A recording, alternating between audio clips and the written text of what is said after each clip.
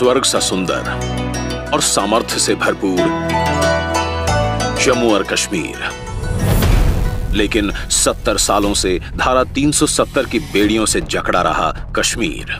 दशकों से लोगों की मांग थी ये भेदभावपूर्ण धारा खत्म हो, पर किसी ने इसे हटाने की हिम्मत नहीं जुटाई। फिर देश ने प्रधानमंत्री मोदी जी पर भरोसा जताया। मोदी जी ने कर दिखाया। फौलादी इरादों के साथ 370 को हटाने का साहसिक निर्णय लिया।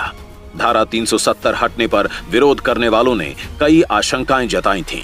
कुछ नेताओं ने इसे जल्दबाजी में लिया गया फैसला कहकर काफी विरोध किया था। कुछ ने इसे जम्मू कश्मीर की शांति व्यवस्था को भंग करने वाला कदम बताया था। पर सच तो यह है कि 70 साल पहले जो केवल एक अस्थायी प्रावधान कहकर लागू किया गया था, उस 370 को जब हटाया गया तब न एक गोली चली, न रक्त की एक बूंद बही। पर हां, पिछले 4 सालों में कश्मीर की तकदीर और तस्वीर दोनों बदली हैं।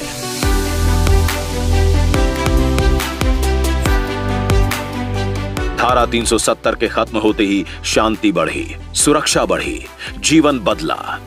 आतंकियों के हौसले पस्त हुए, अलगाववादी अलग थलग पड़ गए। 2019 से अब तक 182 आतंकी मारे जा चुके हैं। 89 टेरर मॉड्यूल ध्वस्त कर दिए गए, पत्थरबाजी की घटनाएं बंद हो गईं और अब कश्मीर में स्कूल बंदी और हड़ताल बीते दिनों की बात हो गई है। 2018 के मुकाबले 2022 में लॉ एंड ऑर्डर मामलों में 97%, जबकि आतंकी घटनाओं में 45% की कमी आई। इस साल सीमा पार से किसी भी आतंकी ने घुसपैठ की हिम्मत नहीं जुटाई। अब जम्मू कश्मीर लोकतंत्र को मजबूत करने वाला प्रदेश बन गया है। वहां आज 35,000 इलेक्टेड रिप्रेजेंटेटिव्स पंचायतों तक की व्यवस्था संभाल रहे हैं। शांतिपूर्ण चुनाव से लोकतांत्रिक नींव मजबूत हुई है। जम्मू और कश्मीर में पहली बार ब्लॉक डेवलपमेंट काउंसिल के चुनाव हुए, जिसमें 98% से ज्यादा वोटिंग ने लोकतंत्र के प्रति लोगों की अडिग आस्था को जाहिर किया। पहली बार 3 स्तरीय पंचायती राज व्यवस्था राज्य में बहाल हुई। धारा 370 हटी तो लगभग 900 केंद्रीय कानून कश्मीर में लागू हुए। डोमिसाइल का अधिकार अब सभी स्थायी निवासियों को हासिल है। कश्मीरी महिलाएं भी अब रियल एस्टेट में मालिकाना हक पा सकती हैं। 57,500 करोड़ रुपए के प्रधानमंत्री विकास पैकेज के तहत हो रहे विकास कार्यों में आई अभूतपूर्व तेजी। इससे अब जम्मू कश्मीर की पहचान बदलने लगी। अब ये देश की सबसे लंबी हाईवे टनल चेनानी नाशरी के लिए जाना जाता है। अब ये दिल्ली अमृतसर कटरा एक्सप्रेसवे के लिए जाना जाता है। अब ये प्रदेश दुनिया के सबसे ऊंचे रेलवे पुल चिनाब ब्रिज के लिए जाना जाता है। जम्मू और श्रीनगर अब उभरती हुई स्मार्ट सिटीज के रूप में जाने जाते हैं। यूपीए के समय रेंगता हुआ विकास अब बड़ी छलांगे लगाने लगा है। यूपीए के समय प्रदेश का रेलवे बजट में हिस्सा था लगभग 1100 करोड़ रुपए, जो कि आज एनडीए के समय में है करीब 2400 करोड़। यूपीए के समय यहां तकरीबन 3100 किलोमीटर सड़कें बनी थीं। एनडीए के समय 11,400 किलोमीटर के करीब सड़कें बनी हैं।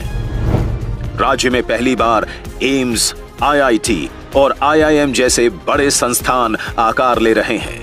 श्रीनगर में G20 की हुई मीटिंग्स ने साबित कर दिया कि जम्मू और कश्मीर सफलतापूर्वक बड़े अंतर्राष्ट्रीय आयोजन कर सकता है।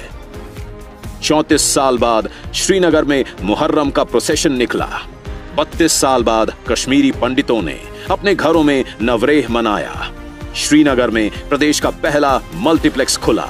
जम्मू कश्मीर के गरीब परिवार की राहों से कांटे चुनने का काम किया है प्रधानमंत्री मोदी जी ने, जैसे कि माता बहनों को धुएं से मुक्ति दिलाना, महिलाओं को खुले में शौच की मजबूरी दूर करना, घर और जीवन को रोशन करना, अपने पक्के घर का स्वाभिमान दिलाना, आयुष्मान कार्ड से गरीब परिवार की बीमारी की चिंता मिटाना। 3.5 लाख युवाओं को स्किल ट्रेनिंग भी मिल चुकी है। एनडीए सरकार ने यहां की प्राचीन विरासतों को फिर से जीवंत करने का बीड़ा भी उठाया है। कुपवाड़ा जिले में माता शारदा मंदिर और जम्मू में श्री वेंकटेश्वर स्वामी मंदिर का भी उद्घाटन किया गया है। अब जम्मू कश्मीर के साथ साथ लद्दाख में भी जनसेवा का उत्सव मनाया जा रहा है। बॉर्डर इंफ्रास्ट्रक्चर को मजबूती मिल रही है। मोदी सरकार लद्दाख को सभी मौसम में संपर्क प्रदान करने के लिए शिंकुनला सुरंग का भी निर्माण कर रही है। निर्माणाधीन जोजिला सुरंग भी भारत की सबसे लंबी सड़क सुरंग और एशिया की सबसे लंबी बाई डायरेक्शनल सुरंग होगी। इस सुरंग के निर्माण से श्रीनगर, कारगिल और लेह के बीच हर मौसम में और तेज कनेक्टिविटी मिलेगी। एनडीए सरकार लद्दाख में देश का पहला ग्रीन हाइड्रोजन प्लांट बना रही है। लद्दाख देश का पहला स्थान होगा जहां जल्द ही फ्यूल सेल इलेक्ट्रिक व्हीकल चलेंगे। लद्दाख करीब 70% भारत नेट कनेक्टिविटी के साथ डिजिटल इंडिया की बेहतरीन मिसाल बन रहा है। लद्दाख की गरीब माता बहनों को 11,000 से अधिक उज्ज्वला गैस सिलेंडर पहुंचाए गए हैं। लद्दाख में 33,500 घरों को नल से जल पहुंचाया गया है। आयुष्मान योजना के 1.3 लाख लाभार्थी हैं। करीब 2,100 पीएम आवास बनाए गए हैं। 960 करोड़ के मुद्रा लोन दिए गए हैं। अब जम्मू कश्मीर, लद्दाख अंधकार में नहीं, यहां विकास का सूरज प्रकाश बिखेर रहा है। जय हिंद।